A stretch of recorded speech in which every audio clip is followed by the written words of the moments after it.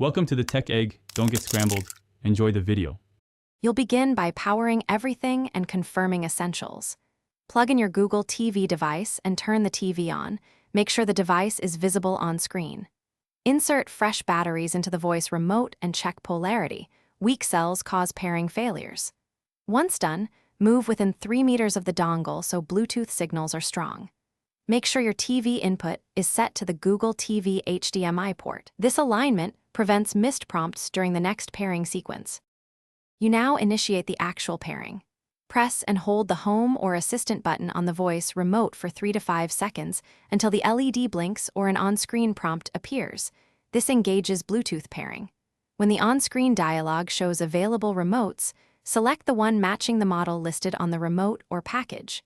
Use the TV remote or on-screen controls to accept the Bluetooth connection. Once accepted, the system registers the remote. This finalizes the handshake, so voice commands route correctly to Google Assistant. Finish by verifying functionality and knowing a quick fix. Try a simple voice command like, "Hey Google, play music," to confirm mic and assistant respond. This proves both pairing and permissions are correct. If the remote fails, go to Settings, right arrow Remotes and Accessories, forget the device, then repair. This clears stale profiles. Make sure batteries are good and Bluetooth is enabled.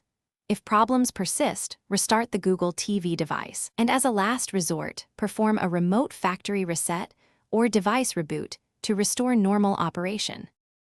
Thanks for watching. Consider subscribing if I helped unscramble your problems.